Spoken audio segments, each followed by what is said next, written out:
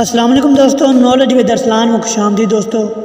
ایک فرمان سننے پہلے، خدا نے ہمیں جو عزت دی ہے وہ اسلام کی وجہ سے ہے اور ہمارے لیے یہی کافی ہے۔ یہ الفاظ حضرت عمر فاروق رضی اللہ تعالیٰ عنہ نے اس وقت فرمائے جب بیت المقدس کے سفر میں عرب سوار ان کی سواری کے لیے ترکی گھوڑا اور پہننے کے لیے عمدہ قیمتی پوشاک لائے تھے۔ وہ لوگ سمجھتے تھے کہ انسان کا روب و داب اور جلالش کو زرق برق لباس یا اچھی سواری پر موقوف ہے۔ حضرت عمر فاروق رضی اللہ تعالیٰ عنہ کے نزدیک انسان کی ساری عظمت اس کی عمدہ سیرت اور اچھے اخلاق میں اور اس بات میں تھی کہ پوری زندگی خدا کی رضا کے مطابق بسر کی جائے اور اس کے بندوں کی خدمت کا حق ادا کر دیا جائے۔ عرب فوجیں شام اور فلسطین کے اکثر شہر فتح کر چکی تھی اور وہ بیت المقدس کا محاصرہ کیے ہوئے تھی۔ محاصرین کو جب باہر سے کسی امداد کی امید باقی نہ رہی تو انہوں نے صلح کی درخواست کی، لیکن شرط یہ لگائی کہ خلیفہ خود آئیں اور ان کے ہاتھ سے عہد نامہ صلح لکھا جائے۔ حضرت ابو عبیدہ رضی اللہ تعالیٰ عنہ عرب فوجوں کے سلار اعظم تھے۔ انہوں نے بیت المقدس والوں کی شرط کے متعلق دربار خلافت میں اطلاع دی تو حضرت عمر رضی اللہ تعالیٰ عنہ صحابہ کے مشورے سے رجب 16 ہجری میں مدینہ منورہ سے روانہ ہوئے۔ جانتے ہو اس فرمانروا کا سامان سفر کیا تھا، جس کی فوجیں ساسانی اور رومی شہنشاہوں کو ہر میدان میں شکست دے چکی تھی۔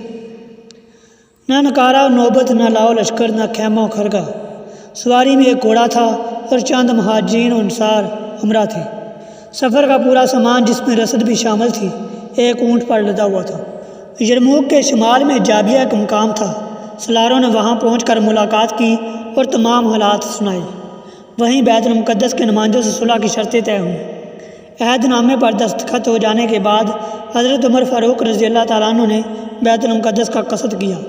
آپ کی سواری میں جو گھوڑا تھا اس کے سم گھس کر خراب ہو گئے تھے اور وہ رک رک کر چلتا تھا۔ سواری کے لیے دوسرا گھوڑا پیش کیا گیا جو شوخ اور چالاک تھا۔ وہ کلیلے کرنے لگا۔ حضرت عمر رضی اللہ تعالیٰ عنہ یہ کہتے ہوئے اتر پڑے کہ کم وقت یہ نمرود کی چال تو انہیں کہاں سے سیکھی، اور پیادہ پا چل پڑے۔ بیت المقدس میں وہ تمام مقامات دیکھے جو مقدس مانے جاتے تھے۔ عیسائیوں کا بڑا گرجا بھی دیکھا۔ نماز کا وقت آیا تو عیسائی کہنے لگے کہ آپ گرجے میں نماز ادا کر لیں، مگر حضرت عمر رضی اللہ تعالیٰ عنہ نے اس بنا پر انکار کر دیا کہ مبادہ مسلمان میرے اس عمل کو حجت بنا کر کل گرجوں میں نماز ادا کرنے لگیں گے۔ بیت المقدس کے نمائندوں کو جو عہد نامہ لکھ کر دیا تھا وہ اس لیے یہاں پیش کیا جاتا ہے کہ اسلامی حکومت میں غیر مسلموں کے حقوق کی ایک نہایت اہم تاریخی دستاویز ہے۔ یہ وہ ایمان ہے جو خدا کے بندے امیر المومنین عمر نے ایلیا کے لوگوں کو دی۔ یہ ایمان جان، مال، گرجا، سلیب، تندرست، بیمار اور ان کے تمام ہم مذہبوں کے لیے ہے۔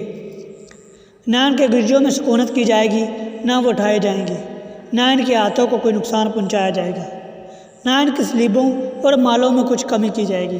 مذہب کے بارے میں ان پر ہرگز جبر نہ کیا جائے گا اور نہ ان میں سے کسی کو گزند پہنچایا جائے گا۔ ایلیا والوں کا فرض ہے کہ وہ دوسرے شہروں کے باشندوں کی طرح جزیہ دیں اور رومیوں کو نکال دیں۔ رومیوں میں سے جو شخص نکل جائے گا اس کی جان اور مال کو امن ہے تاکہ وہ اپنی جائے پناہ میں پہنچ جائے۔ جو رومی ایلیا میں رہنا اختیار کرے اسے بھی امن ہے، البتہ اسے جزیہ دینا ہوگا۔ ایلیا والوں میں سے جو لوگ اپنے مال لے کر رومیوں کے ساتھ چلے جانا چاہیں تو انہیں اور ان کے گرجاؤں اور سلیبیوں کو بھی امان ہے تاکہ وہ جائے پناہ میں پہنچ جائیں۔ جو کچھ اس عہد نامے میں لکھا ہے اس پر اللہ، اس کے رسول، خلفاء اور تمام مسلمانوں کی ذمہ داری ہے۔